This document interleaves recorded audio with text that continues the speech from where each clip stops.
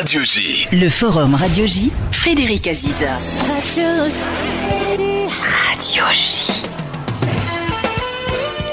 Bonjour et bienvenue au Forum Radio J, dont vous êtes l'invité Xavier Bertrand, bonjour. Bonjour Frédéric Aziza. Alors, mobilisation du RN pour soutenir Marine Le Pen et protester contre la décision des juges, contre-manifestation de LFI et des Verts, meeting de renaissance autour de Gabriel Attal, François Bayrou et Édouard Philippe. Ce dimanche marquerait-il le top départ de la présidentielle? Mais reste surtout le cas Le Pen. Est-elle victime ou coupable? Sa stratégie est-elle la bonne? Peut-on parler, comme le disent les élus du RN, de tyrannie des juges? Mais pour commencer, Xavier Bertrand, les décisions de Donald Trump en matière de taxes douanières mettent-elles l'économie mondiale en danger? Est-ce la fin de la mondialisation heureuse? Est-ce qu'elles mettent l'économie mondiale en danger? Oui, certainement. Mais on est au début de l'histoire économique. Avec M. Trump, on n'en est pas à la fin. On sait qu'au final, Donald Trump, il a une habitude. Il est tout le temps en campagne électorale. Tout le temps. Et là, il est déjà en campagne électorale pour ses élections de mi-mandat. Et à chaque fois, il y a un principe, c'est qu'il demande beaucoup pour obtenir suffisamment. Donc, à nous, très clairement, de réagir de façon très ferme, de façon à ce que derrière, il puisse y avoir une discussion, une négociation. Une discussion. Alors, en quoi l'économie française serait-elle en danger? Faut-il craindre pour la croissance, pour le déficit et pour l'emploi? Comment éviter le pire? Quel type de riposte face à Trump? Est-ce que vous pensez qu'il y a encore quelque chose à négocier avec lui? Bien sûr qu'il y a des choses à négocier. La réponse, elle est européenne, c'est une évidence, mais la France doit être aux avant-postes pour faire des propositions. Est-ce que c'est la question des droits de douane? Est-ce que ce sont des mesures fiscales? Est-ce que ce sont des mesures réglementaires?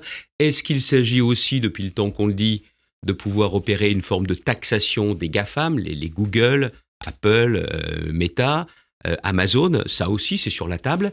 Et en fonction de ça, on va voir ce qui va être le plus efficace. Mais encore une fois, il a toujours une habitude. Il est très ferme, à nous de montrer qu'on est capable d'un rapport de force pour obtenir également ce qui va être le plus intéressant et le plus avantageux pour l'Europe. Emmanuel Macron a lancé un appel aux patrons à investir moins aux États-Unis, et justement cette proposition, ça divise les grands patrons. Est-ce que c'est la bonne stratégie? Ça fait partie des outils qui peuvent être efficaces. Qui peuvent être efficaces? C'est pas le seul, mais ça peut faire partie des outils efficaces, parce que, encore une fois, vous savez ce qui va se passer aux États-Unis? Et vous le voyez chez vous dans les Hauts-de-France?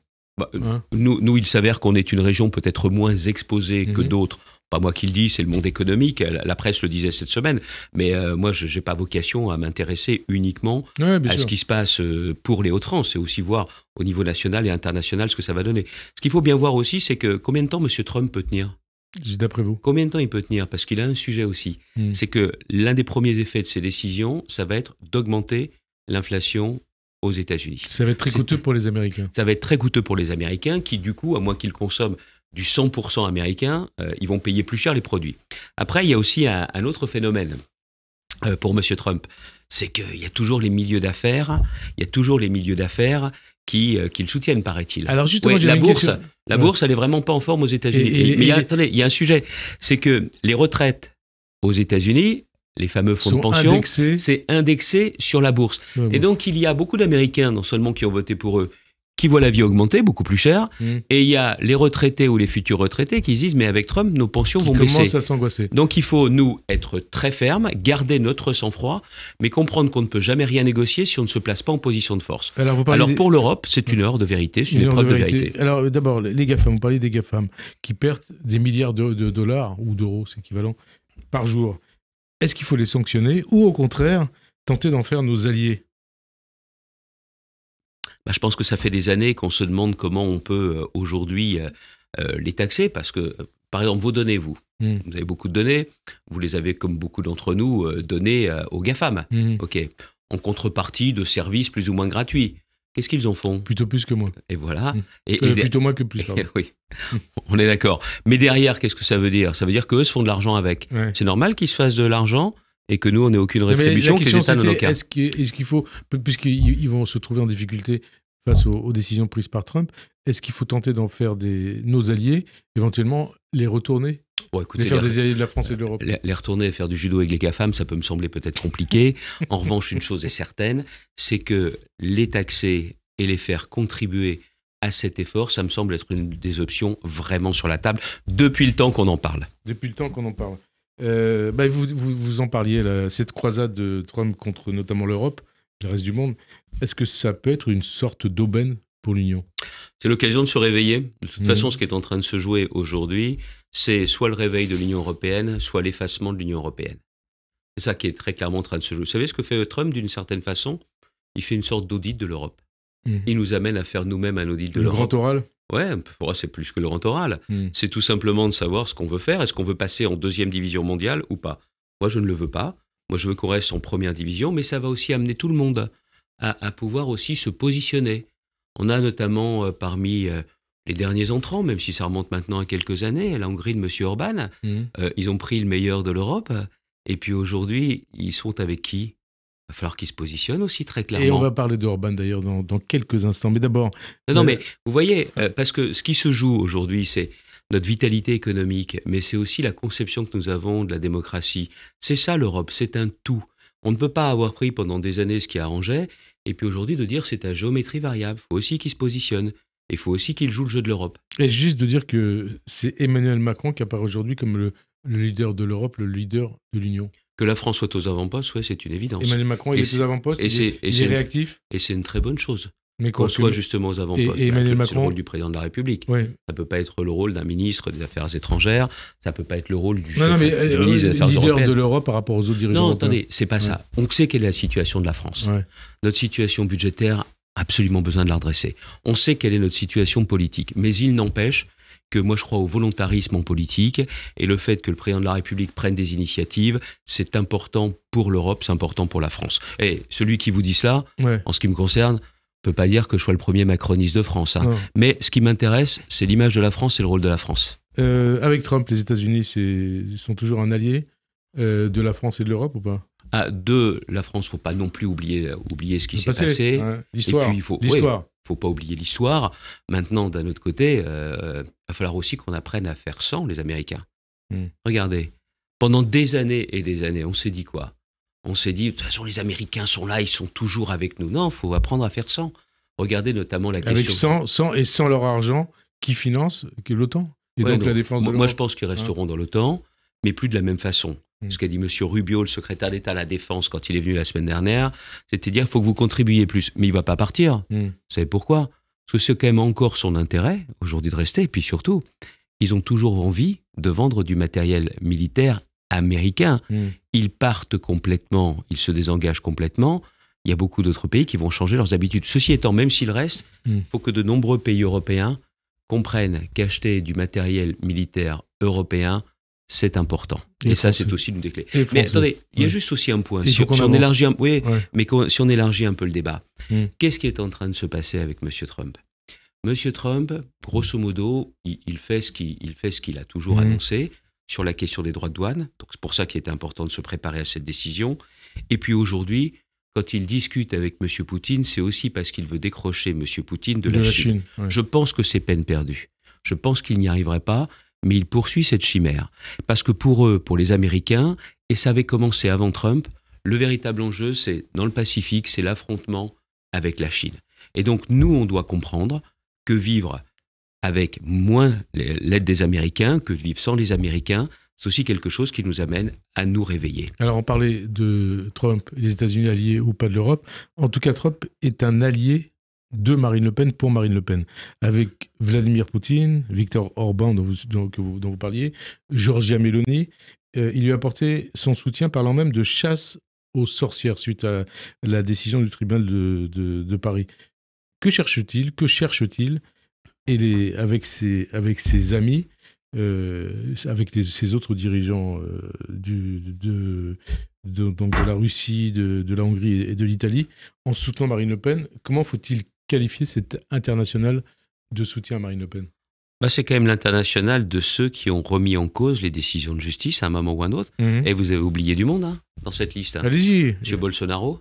Oui, j'avais oublié. M. Bolsonaro. Mais qui n'est plus chef d'État. Ouais, mais enfin, bon, quand même, qui est aussi maille à partir avec la justice, qui a remis en cause la séparation des pouvoirs. M. Wilders. M. Wilders, qui n'est pas le plus grand des démocrates, leader d'extrême droite aux Pays-Bas. M. Salvini en Italie. Et ça montre aussi une chose, et je crois qu'il y aura des témoignages qui sont prévus au meeting, au rassemblement qui va avoir lieu juste après Place Vauban cet après-midi. Ça montre aussi une chose, c'est que ceux qui ont témoigné leur soutien à Mme Le Pen sont ceux qui ont remis en cause la séparation des pouvoirs, qui ont remis en cause la place de la justice, qui ont remis en cause des décisions de justice. C'est une compagnie, moi, dont je me passerais volontiers si je faisais de la politique. D'ailleurs, je m'en passe volontiers. Ça veut dire que c'est des soutiens embarrassants pour Marine Le Pen? C'est l'international de ceux qui remettent en cause la justice. Et vous voyez, quand on souhaite être candidat à la présidence de la République, il y a plusieurs exigences. La première exigence, c'est de savoir si oui ou non, on respectera l'état de droit, si on respectera la séparation des pouvoirs, si on respectera la place et l'indépendance de la justice. L'article 64 de la Constitution en France précise que le chef de l'État, le président de la République, est garant de l'indépendance de l'autorité judiciaire. Donc là, vous ne pouvez pas remettre en cause des décisions de justice, parler comme l'a fait M. Bardella, de tyrannie des juges quand vous voulez être candidat à la présidence de la République. Alors on va reparler ça, c'est la première exigence, l'indépendance de la justice. Oui. Et la deuxième exigence, c'est une exigence de probité, d'honnêteté. Et ça, on va en parler. Mais d'abord, les soutiens internationaux. François Bayrou, il dénonce l'ingérence de Trump dans la politique française. Est-ce que les ingérences russes et américaines sont du même ordre?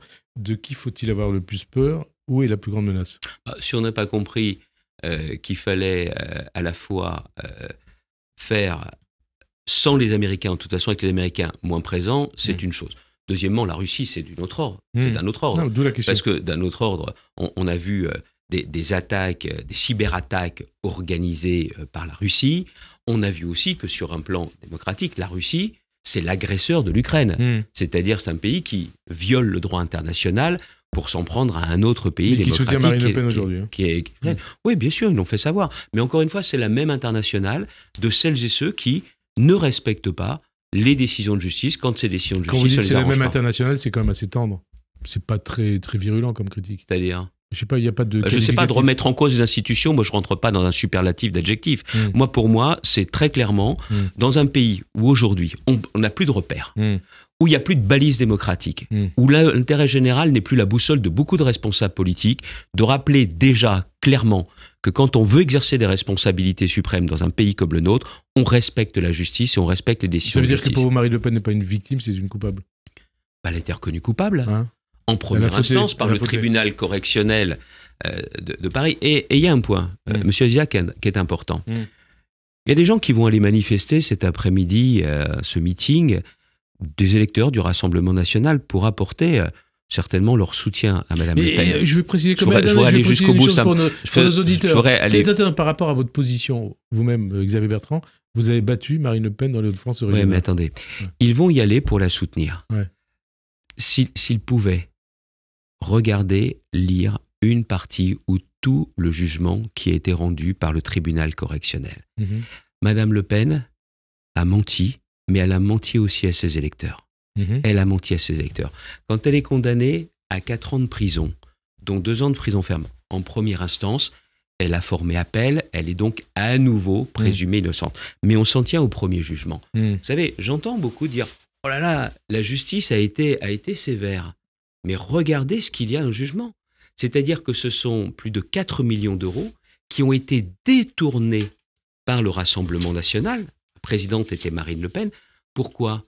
Pour financer le train de vie du Rassemblement national.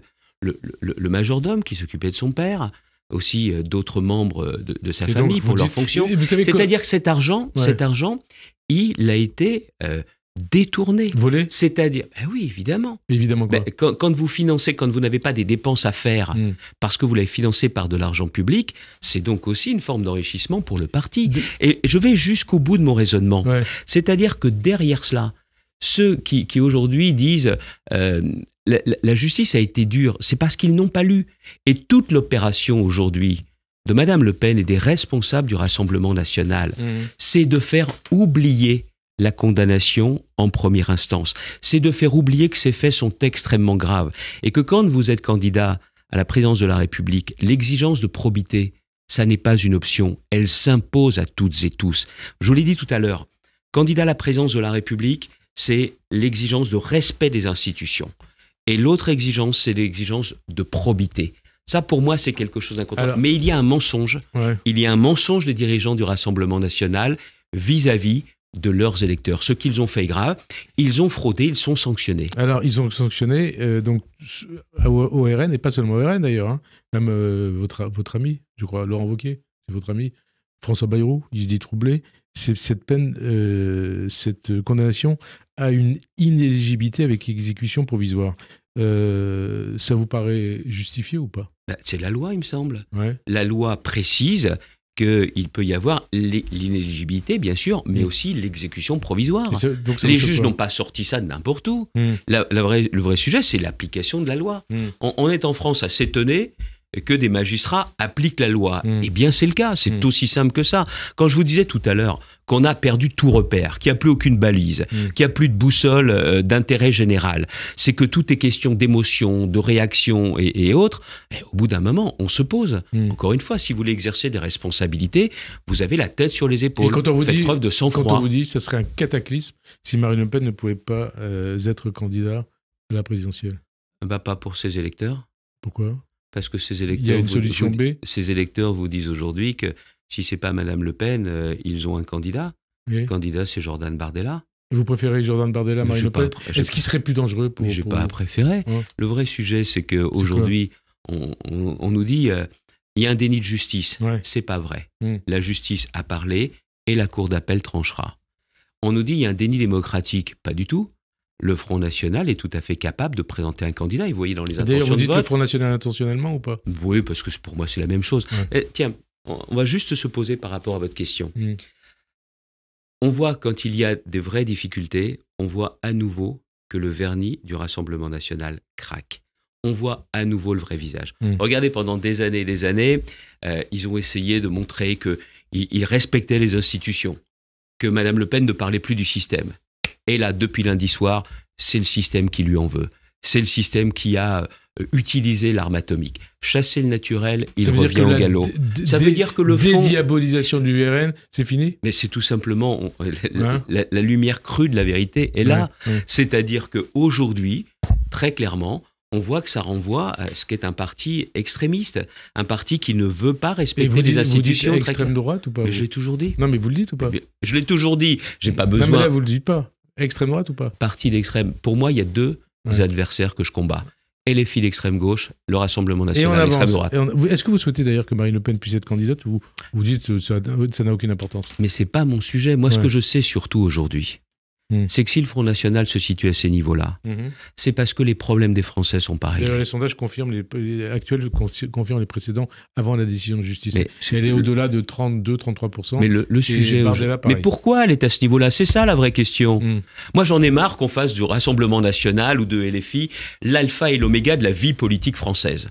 Les responsables politiques devraient davantage être focalisés sur les besoins des Français, les attentes des Français, le projet pour le pays, plutôt que de se poser la question, mais alors, est-ce qu'ils vont dégainer une motion de censure et tout ça? Le vrai sujet, c'est qu'il faut que la classe politique se ressaisisse. Qu'elle comprenne que l'intérêt général, l'intérêt des Français, c'est plus intéressant que de savoir exactement ce que vont faire les deux extrêmes demain ou après-demain. Est-ce que ça va dans le sens du ressaisissement de la vie politique française quand Éric Ciotti annonce qu'il va déposer une proposition de loi visant à interdire l'inéligibilité provisoire? Et vous êtes député, est-ce que vous la voteriez? Certainement pas. Certainement pas quoi? Certainement pas que je voterais une telle loi d'exception, une loi Ciotti-Le Pen. Loi d'exception. Une loi d'exception, c'est quoi? C'est pour être sûr et certain que Mme Le Pen ne continue pas à subir une exécution provisoire, il faut sauver Mme Le Pen. Monsieur Ciotti, il agit vis-à-vis de Mme Le Pen pour la sauver. C'est ça, c'est une loi d'exception. Puis quoi encore? Quelles conséquences ça peut avoir dans le pays si une telle loi a été votée? Dans les banlieues, par exemple. Tous pourris. Ouais. Tous pourris. La classe politique se protège elle-même. Vous savez, l'exécution provisoire. Vous avez quelqu'un qui est en détention préventive parce qu'il va être jugé pour, par exemple, un meurtre. Première instance, une condamnation. Cette personne fait appel. Il va en tôle. Elle reste en prison. Ça s'appelle quoi? Détention provisoire, c'est l'exécution provisoire. Et il n'y a que pour la politique que ça n'existerait plus. Non, mais voyez, ça serait une loi d'exception. Ce serait une loi scélérate. Une loi scélérate. Vous allez loin. Bien sûr, parce que c'est une loi d'exception juste pour le cas, pour commencer de Mme Le Pen. Les députés LR ne voteront pas? J'espère bien qu'ils ne la voteraient pas. Si la Cour d'appel confirme la condamnation en première instance avec ou sans peine d'inéligibilité. Il y aura sans doute un recours de Marine Le Pen en cour de cassation. Un recours qui sera alors suspensif. La cour d'appel va accélérer les délais habituels d'appel. La cour de cassation doit-elle, elle aussi, accélérer les siens pour que le dossier Le Pen soit purgé avant la présidentielle? Moi, j'ai chevillé au corps la question de l'indépendance de la justice et la justice de se déterminer. On nous a dit, tiens, la cour d'appel se saisit extrêmement vite. Il y a déjà des précédents. Et ça montre quoi? Ça montre qu'il n'y a pas de complot judiciaire. Ouais. Il y a déjà eu des affaires pour lesquelles l'appel a été prononcé rapidement. Pour la Cour de cassation, pareil. Il y a eu des exemples qui n'ont strictement rien à voir, notamment sur le dossier de Vincent Imbert, où la Cour de cassation a statué également rapidement. En 2 mois. Si je crois, c'est ça. C'est ça. Ça n'a rien à voir. Juin 2019. Ça n'a rien à voir, mais ça montre bien qu'il faut laisser faire le cours de la justice et, pardonnez-moi, faire confiance à l'institution judiciaire. Ça, pour moi, c'est quelque chose qui n'est pas négociable, qu'on ne doit pas remettre en cause. Est-ce que l'arrêt de la Cour en tout cas, la gestion par la Cour de cassation de l'affaire Imbert doit servir de jurisprudence? Non, ça n'a rien à voir. Il n'y a pas besoin de chercher des cas de jurisprudence. Ça sera à la justice de se prononcer très clairement. Est-ce que vous souhaitez que l'affaire soit jugée avant la présidentielle? Quand on est attaché à l'indépendance de la justice, on ne commande pas et on n'interfère pas. Mais encore une fois, j'insiste sur ce point. Le fait que l'appel ait lieu à l'été 26 montre bien qu'il n'y a pas de complot judiciaire. Et sinon, le risque serait que Marine Le Pen, élue présidente de la République, soit sous le coup d'une condamnation à une peine de prison ferme. Est-ce que c'est concevable? D'ailleurs, est-ce que c'est concevable qu'elle fasse campagne condamnée? Ça serait aux Français d'en juger. De quoi? Ça serait aux Français de juger si quelqu'un condamné définitivement pour des faits aussi graves pourrait être candidat. Je vous l'ai dit. Et vous? Je vous l'ai dit, il faut 2 critères pour ça. Oui. Le respect des institutions, de la séparation des pouvoirs et la probité. Et alors, vous parliez, il y a quelques instants, du rassemblement qui a lieu dans moins d'1 heure, place Vauban. François Bayrou, il juge ni sain ni souhaitable un tel rassemblement. On soutient Marine Le Pen et puis quelque part aussi contre une décision de justice. Et vous? Vous savez, ce rassemblement, ce meeting, il a changé de nature. Au début, ça devait être une marche. Ça devait être une marche. Et moi, j'avais dénoncé l'engrenage dans lequel nous sommes. Il y a eu des propos très durs de Mme Le Pen, de M. Bardella, qui a parlé de la tyrannie des juges le lundi après le jugement. Mme Le Pen également était très dure vis-à-vis de la justice le lundi soir au journal de 20h. Le lendemain, ça a été la même chose lors de sa conférence de presse. Et puis, il y a eu aussi les questions au gouvernement qui ont traduit vraiment, encore une fois, un déferlement de remise en cause de la justice dans notre pays de la part du Rassemblement national. Donc, moi, je n'ai pas envie que les étapes suivantes, ça soit un engrenage qui nous amène un jour, à une forme, un mauvais remède, comme je l'ai dit, de marche sur le Capitole.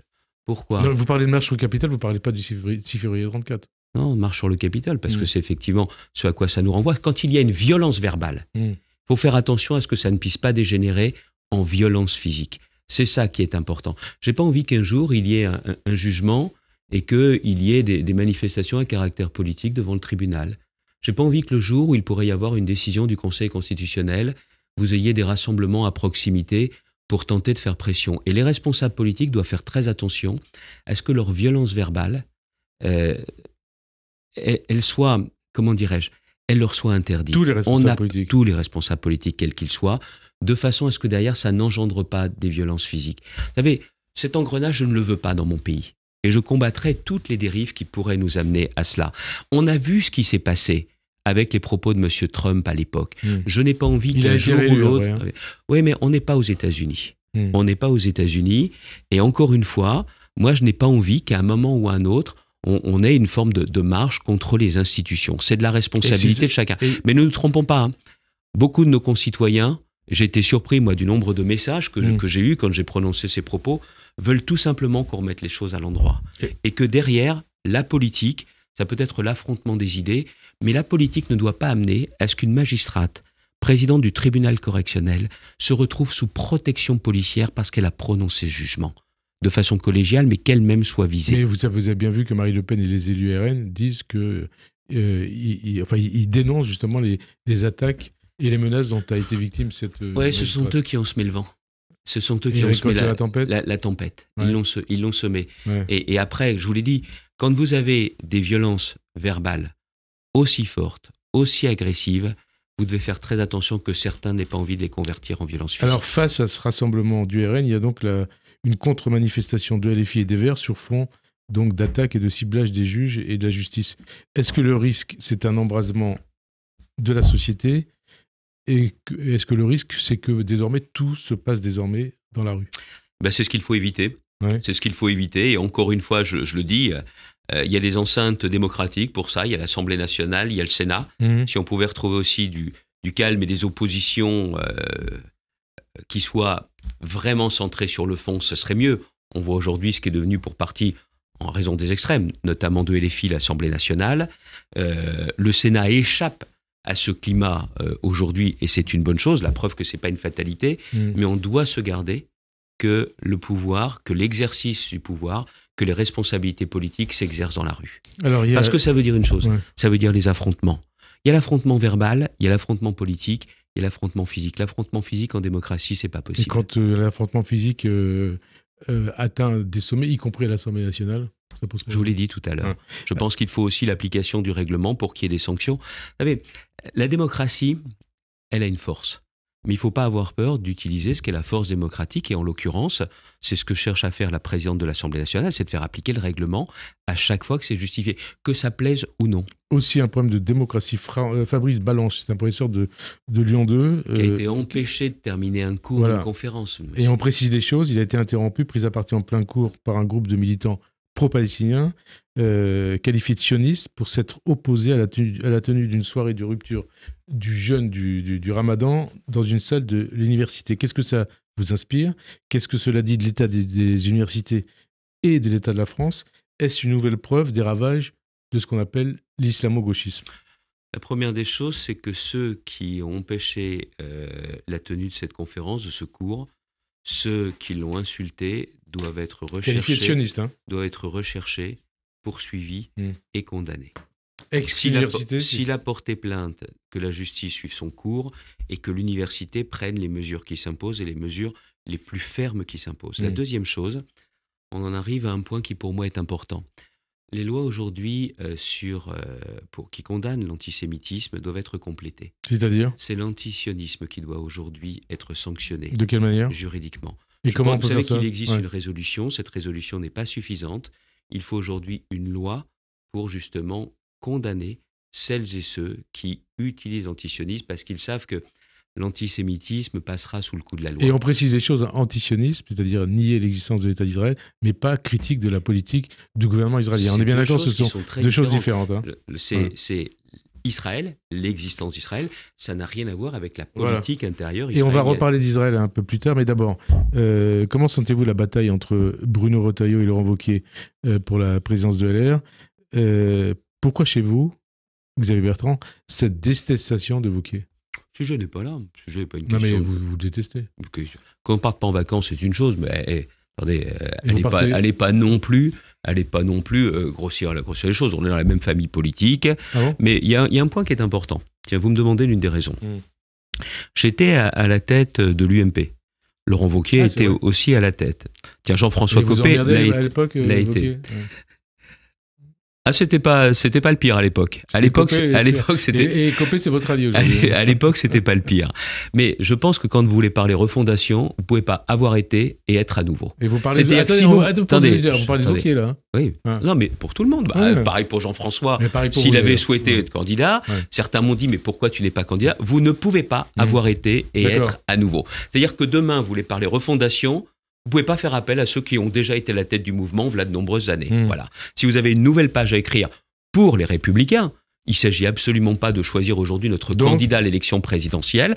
Et je pense que Bruno Retailleau est aujourd'hui le mieux qualifié pour ça. Et puis il y a autre chose. Allez-y. Vous savez que ma droite et celle de Bruno Retailleau, elle diverge un peu. C'est pas exactement la même. Mais il y a une chose. Vous êtes complémentaires ou pas ? Je le pense, mais quand vous prenez au Sénat, Bruno Retailleau, c'est quelqu'un qui a toujours laissé s'exprimer les différentes opinions, les différentes sensibilités. J'ai beaucoup d'amis au Sénat qui sont un peu sur ma ligne, une droite populaire, qui me disent, tu vois, j'ai jamais eu le moindre problème pour déposer un amendement, pour poser une question. Bruno Retailleau, même si c'était pas sa position, m'a toujours permis de le faire. Je pense qu'à la tête d'un mouvement, c'est quelque chose d'important. C'est pas le cas de Wauquiez ? Je pense qu'avec Bruno Retailleau, c'est une évidence que c'est le cas. Donc, vous voulez pas répondre directement sur Wauquiez. Parce que l'enjeu, je vais vous dire un truc. Ouais. L'enjeu, moi, je suis pour Bruno Retailleau. J'étais le premier à souhaiter sa candidature. Je suis engagé à ses côtés. Mais c'est pareil. C'est pas une guerre civile à l'intérieur d'un parti. D'accord. Cette journée, en tout cas de dimanche, avec les 3 meetings RN, LFI et majorité présidentielle, marque-t-elle le top départ de la présidentielle? Non. Non, parce que le top départ de la présidentielle, ça sera quand on aura tous les candidats. Et on verra ce qu'ils ont dans la tête, et on verra ce qu'ils ont dans le ventre, et on verra ce qu'ils ont à proposer aux Français. Vous avez toujours envie et d'être quand candidat? je continue à m'y préparer, j'étais hier. Candidat ou pas candidat? Je viens de vous le dire. Parce qu'on a l'impression que vous avez été marginalisé par Retailleau, justement, et par d'autres. Pas du tout, je vous ai dit, on parle bien de la d'élection vous avez la pêche. À la tête. Vous avez la pêche. Je sais pas, je vous semblais un dimanche manquer de peps ou de pêche. Pourtant, j'ai passé toute ma journée. Toujours la présidentielle dans la tête. Toute ma journée hier. Ouais. J'ai pas que ça, j'ai aussi ma région que je dirige aussi aujourd'hui, puis de participer au débat politique. Parce qu'en attendant la présidentielle, c'est dans 2 ans. Moi, je vais continuer à faire des propositions sur le pouvoir d'achat, sur la sécurité, sur nos services publics, l'hôpital, l'école, le logement. Et quand vous me disiez est-ce que c'est le début de la présidentielle, et tous ceux qui ont la présidentielle en tête, ils feraient bien de contribuer au débat pour qu'on n'attende pas 2 ans pour régler le problème des Français. L'immobilisme n'est pas une option. Vous dites le contraire d'Édouard Philippe. Un pays comme le nôtre, je le dis.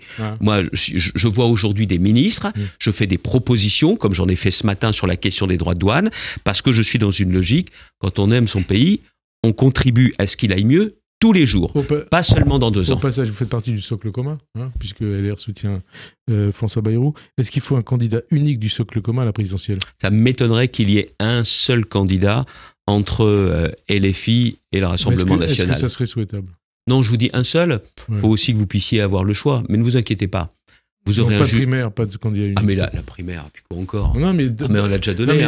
D'ailleurs, Copé dit qu'il faut un candidat unique. Oui, mais c'est quoi un candidat? C'est quoi un candidat unique? C'est quoi? C'est un seul candidat? Si c'était vous diriez oui. Je voulais que je vous dise un truc et on va se détendre. L'élection présidentielle, les Français, très clairement, n'auront vraiment la tête à cela que quelques mois avant. Et eux ont raison.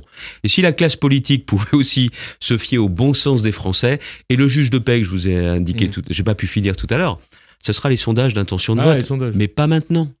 Pas avant, à mon avis, septembre 2026, on sera encore à de nombreux mois, et vous verrez aussi quel sera le niveau des uns et des autres. Septembre 2026, c'est-à-dire quand la Cour d'appel aura donné sa sentence sur Marine Le Pen. Alors je vais vous dire une chose, c'est plus un sujet pour le Rassemblement national que pour les autres partis politiques.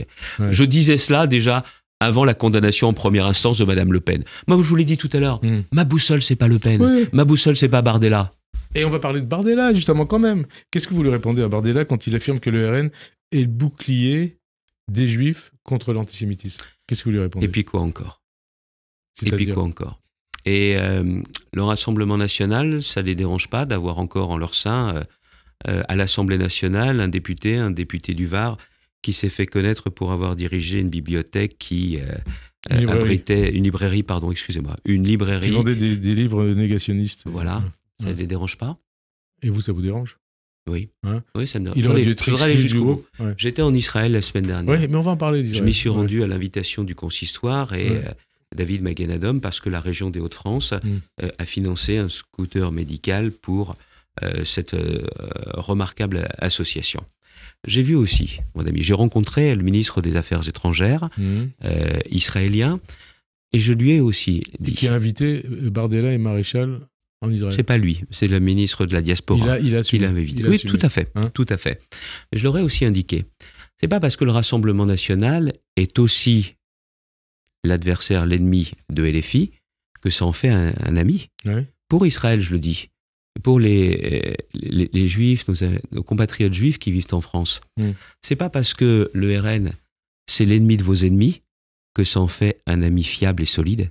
C'est pas parce que ce sont les ennemis de vos ennemis que ça fait un véritable ami. Je lui ai dit qu'il y a ceux qui sont amis depuis longtemps. Je ne suis pas le seul, je fais partie de ceux, Manuel Valls, Bernard Cazeneuve, sont des amis d'Israël depuis tout le temps. Une chose est certaine, ceux qui sont vos amis depuis très longtemps, est-ce qu'ils valent moins que ceux qui cherchent à être vos amis à tout prix? C'est ça le vrai sujet.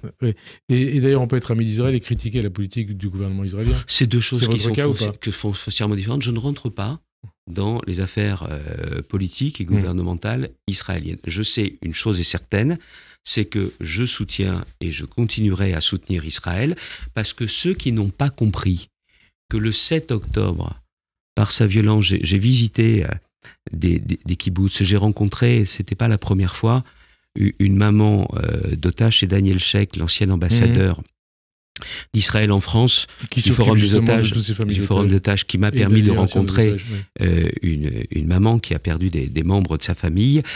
Une chose certaine, si on ne comprend pas que ce qui s'est passé le 7 octobre aurait pu d'une autre façon se reproduire ailleurs qu'en Israël, n'ont strictement rien compris. C'est pour ça que ce soir vous serez au gala de l'association des amis du kibbutz Nir Oz. Oui, avec le kibbutz Nir Oz, on précise pour nos éditeurs, c'est le kibbutz de la famille Bibas. C'est qu'on s'est même habitué pendant des mois et des mois à dire enfants otages, de pouvoir mettre otage à côté d'enfants, et avec cette issue tragique. C'est la raison pour laquelle, moi je le dis et je l'assume totalement, la libération des otages, de tous les otages, et le rapatriement également des dépouilles des otages qui sont décédés, c'est un préalable à tout.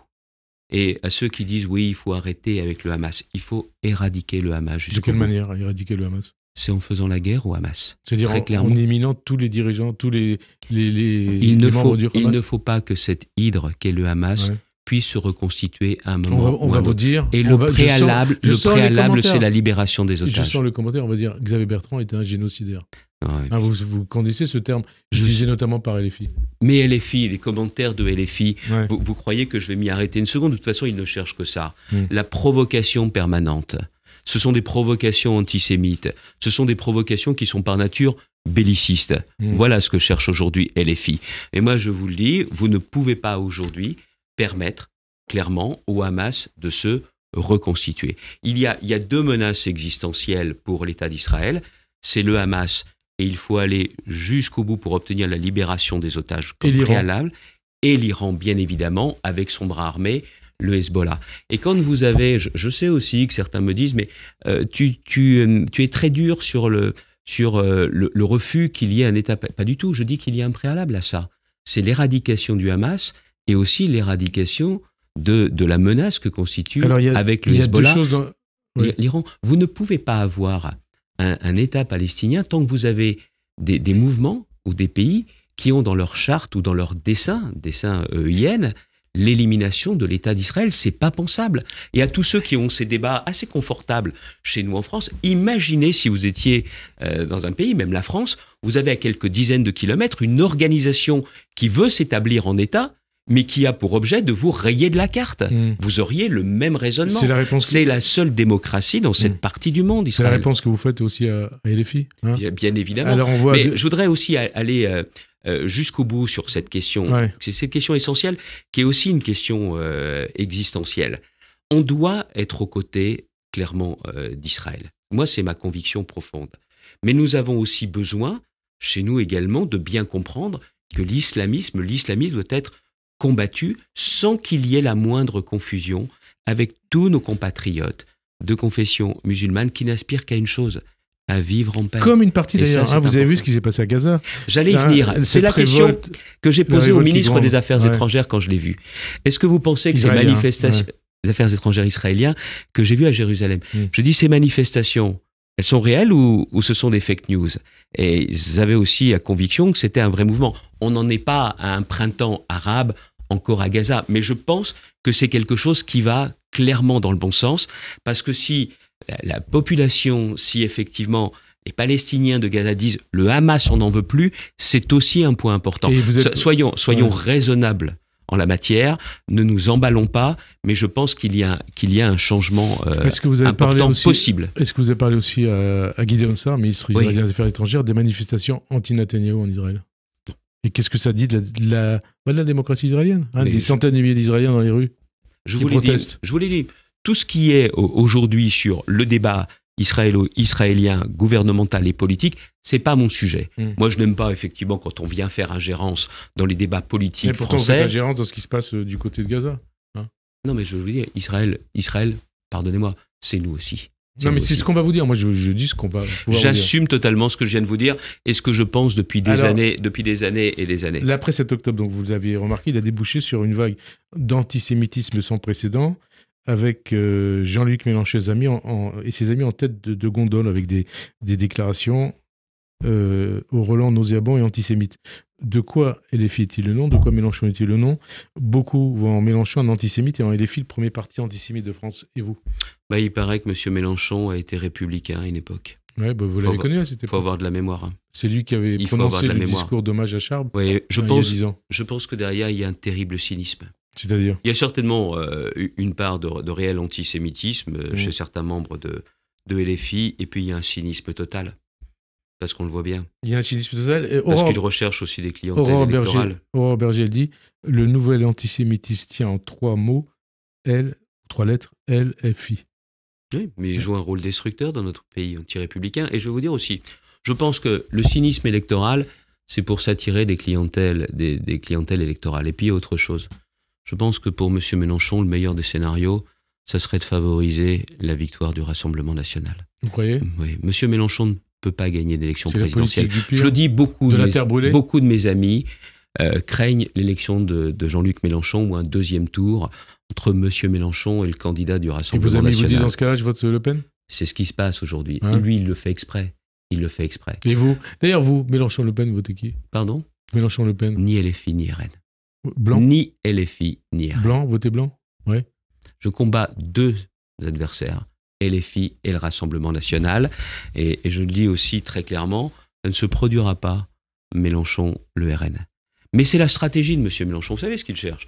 C'est qu'il y ait cette victoire et qu'ensuite, il y ait des manifestations de rue dont il serait l'instigateur pour essayer de montrer qu'il est l'opposant. Ça veut dire qu'il bordélise la société? Il ne faut pas tomber dans ce piège-là. Ouais. Mais vous savez, c'est très trotskiste, tout ça.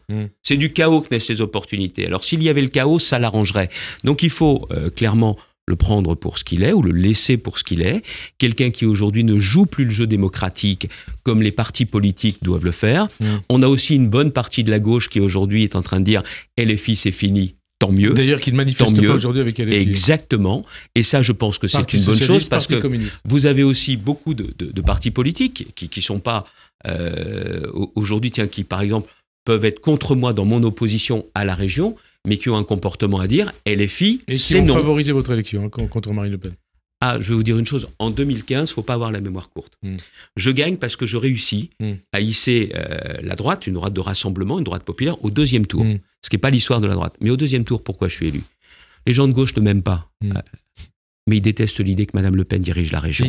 Et massivement, ils votent pour moi. Et j'ai toujours eu en tête que ce comportement éminemment républicain, je les ai remerciés publiquement, a fait que, vous voyez, vous devez combattre les extrêmes, mais vous devez une chose. Vous devez rester vous-même, avoir vos idées, mais refuser d'être sectaire. J'ai plein de défauts, M. Aziza, mais je ne suis pas sectaire. En revanche, en 2021, alors là, ce n'est pas la même histoire. Tout le monde est contre moi, tout le monde est contre moi, et ça montre aussi une chose, c'est que j'ai réussi à l'emporter dans une élection avec une triangulaire. La gauche est déjà avec le nouveau Front populaire avant l'heure, et le Front national, c'est M. Chenu, parce que Mme Le Pen n'a pas voulu venir. Et il recule de 17%. Alors on avance, une question, vous parlez d'islamisme. Est-ce que... Non, attendez, juste un point. Il reste 2 minutes, il y a 2 questions. 2 minutes, écoutez, je vais quand même vous en prendre une. Pourquoi je fais reculer le Front National chez moi? Pourquoi? C'est parce que vous êtes fort? Non, c'est pas ça. C'est que les extrêmes LFI comme le Rassemblement national se nourrissent de la misère et de la colère. Quand vous réglez les problèmes des Français, quand vous apportez des solutions, il y a moins de raisons d'être en colère. Il y a moins de raisons de connaître les difficultés. Et ce que je demande aux responsables politiques, faites votre boulot, réglez les problèmes des Français, redonnez de l'espoir dans notre pays, et vous verrez que les extrêmes reculeront. Ça ressemble à un programme présidentiel. C'est ce que je fais dans ma région déjà. Alors, une question, vous parlez d'islamisme. Est-ce que vous dites, comme Manuel Valls, que l'antisémitisme vient essentiellement du monde arabo-musulman? Il dit c'est une évidence. Pour vous, est-ce que c'est une évidence? LFI, c'est pas seulement l'émanation du monde arabo-musulman, et pourtant, c'est aujourd'hui l'un des moteurs de l'antisémitisme. Il n'y a pas que cela, mais on voit bien aujourd'hui... Attendez, pas tous les pays, parce que justement, il y a un point. Regardez les accords d'Abraham. Il n'y a pas eu de remise en cause par un certain nombre d'États. D'États arabes, monarchies du Golfe, n'ont pas remis en cause. Regardez l'attitude du Maroc. Donc c'est pour ça qu'il faut se garder de toutes les généralisations, parce qu'il y a eu un vrai sang-froid de la part des dirigeants qui ont, au lendemain du 7 octobre, refusé de remettre en cause cette marche vers la paix. Dernière question, vous parlez du Maroc, on va parler du pays voisin. l'Algérie. Jean-Noël Barrot y effectue aujourd'hui une visite en forme peut-être d'opération de déminage. Est-ce qu'il faut normaliser les relations entre la France et l'Algérie ? À quel prix ? Est-ce qu'on peut le faire à n'importe quel prix ? Non, à n'importe quel prix, non. Mais ce n'est pas visiblement la base de l'entretien entre le président Tebboune et puis le président de la République. Moi, ce qui m'importe, c'est qu'on puisse avoir, pour commencer, deux choses. Les OQTF soient repris par les autorités algériennes et la libération de Boualem Sansal. Bruno Retailleau a eu raison de porter ce sujet sur le plan politique. Il est mis un peu sur la touche. C'est normal que ce soit le ministre des Affaires étrangères qui ait vocation à le faire, après que le président de la République en ait parlé avec son homologue. On annonce une rencontre entre le président français et le président algérien. Ça irait dans le bon sens ? Et ce qui irait dans le bon sens, c'est que ça permette que les autorités algériennes reprennent les OQTF pour commencer et la libération de Boualem Sansal le plus tôt possible. Vous y croyez ? Je le souhaite, oui. Merci en tout cas, Xavier Bertrand, d'avoir répondu à notre invitation. Bonne fin d'après-midi sur Radio J et pas dimanche prochain ni le dimanche d'après puisque ce sont les fêtes de Pessah, mais on se retrouve après, le 26 avril si je ne me trompe pas. Merci.